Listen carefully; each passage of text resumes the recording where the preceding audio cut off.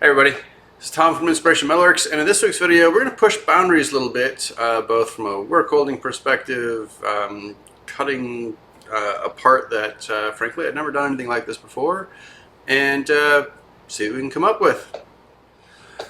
Okay, so I was asked recently to create a forming die.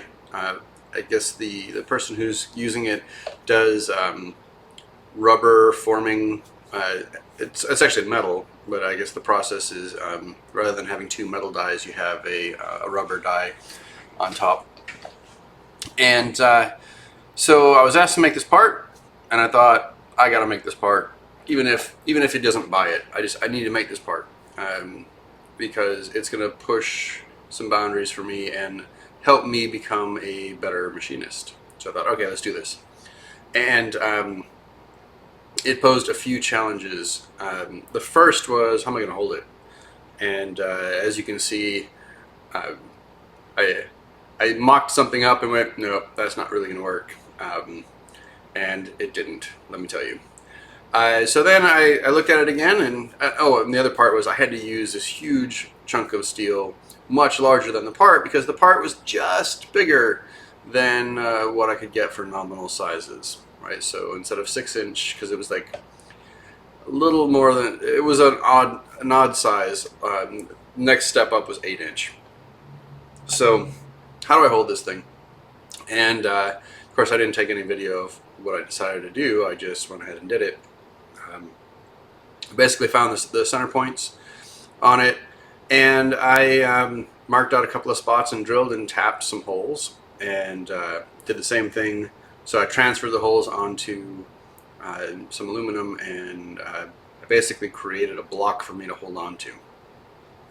And by having 2 points that I held on to, I didn't have to worry about it unscrewing on me.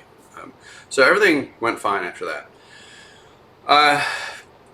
I did most of this work with a single tool.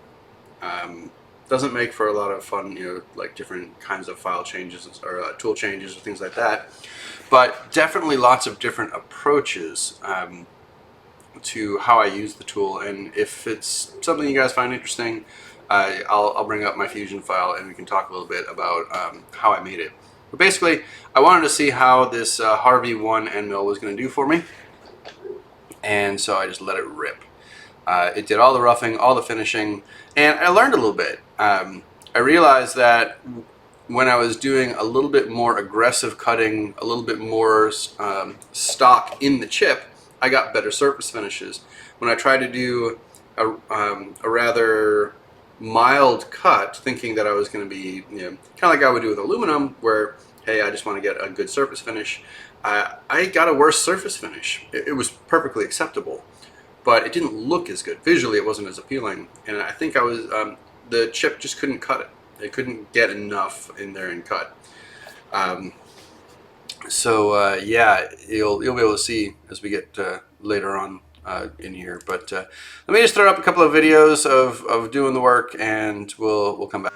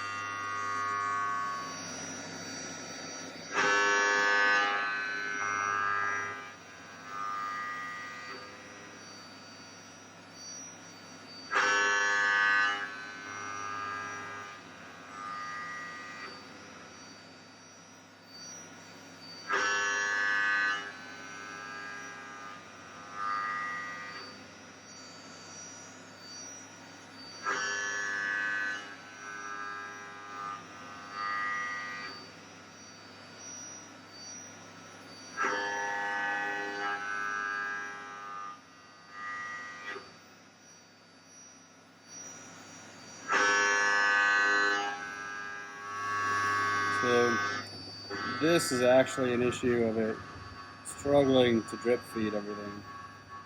See the stuttering. It's got so many points on there that it's struggling a little bit. It's all compound angles, and this is where this. It's going to be the first time that I've actually run into this on this machine, where it's just kind of struggling to keep up with the code. I know if I slowed down the feed rate, then I wouldn't have an issue, but it's interesting to watch. But we'll get all this cleaned up. This part takes about an hour, so I'm not going to sit and record the whole thing. I'll just come back from time to time and check on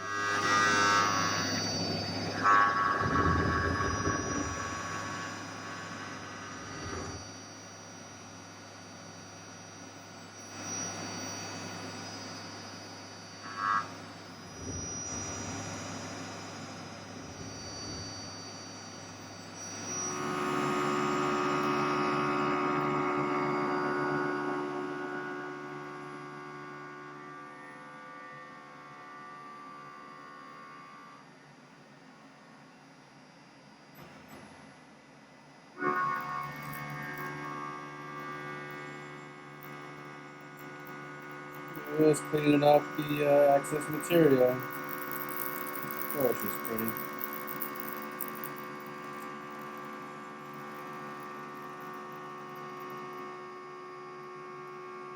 Again, it doesn't matter how long this takes. It just needs to get done. I'll take it.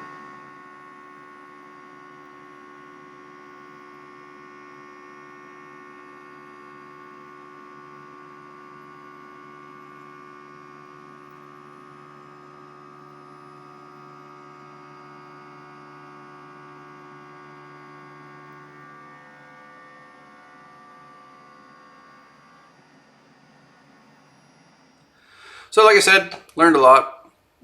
Still a heavy ass hunk of steel.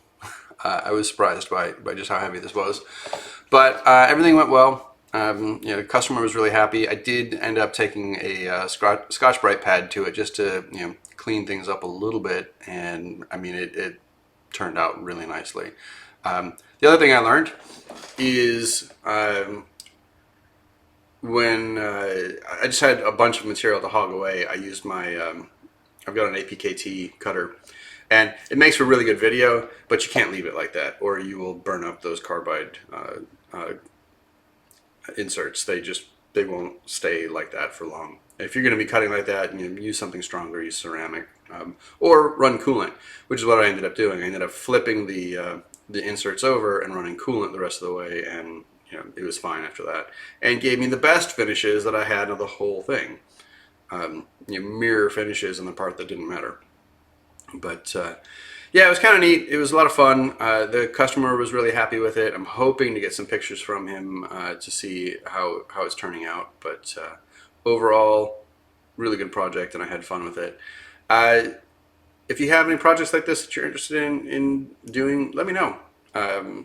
I'm always looking to, like I said, to expand those boundaries a little bit. I'll have some shop updates and things like that for everybody probably in the next week or two. And then we get to start finding some new and exciting work to do. So thanks again for watching. Thanks for subscribing. And I will catch you again real soon.